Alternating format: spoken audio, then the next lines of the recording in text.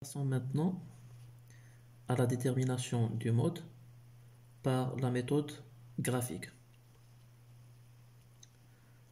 Alors pour déterminer le mode graphiquement, il faut commencer d'abord par tracer l'histogramme. Donc on va reprendre le même tableau de tout à l'heure et on va essayer de tracer l'histogramme. Alors pour tracer l'histogramme, bien sûr, comme vous savez, on l'a déjà vu le premier chapitre des constructions graphiques. Alors l'axe des ordonnées, c'est LI, c'est-à-dire les effectifs. Alors là, on va mettre 450, 350, 250, 150, 50 et 0.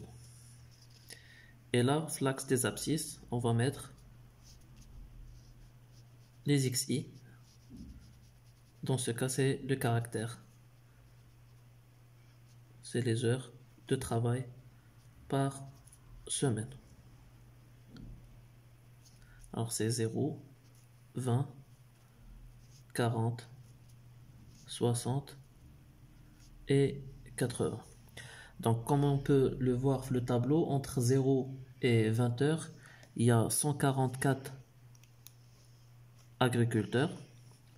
Entre 20 et 40, il y a 233 agriculteurs. Et entre 40 et 60, c'est ce qu'on a vu tout à l'heure, la classe modale avec 454 agriculteurs. Et on termine avec la dernière classe 60-80, c'est 169. Puis par la suite, alors dans la classe modale, on prend les extrémités, c'est-à-dire l'extrémité entre la classe modale et l'extrémité de la classe précédente, et l'extrémité inférieure, ou bien la borne inférieure de la classe modale, avec la borne inférieure de la classe suivante, et on les relie par une règle. Ensuite, il y a un point d'intersection. Alors, on le projette sur l'axe des abscisses, ce qui nous donne, alors là c'est 50, donc près de 50. Donc comme on a trouvé la méthode algébrique, donc mode égal, plus ou moins 49 heures. Alors on va reprendre le résultat qu'on a trouvé tout à l'heure, 48,73 heures par semaine.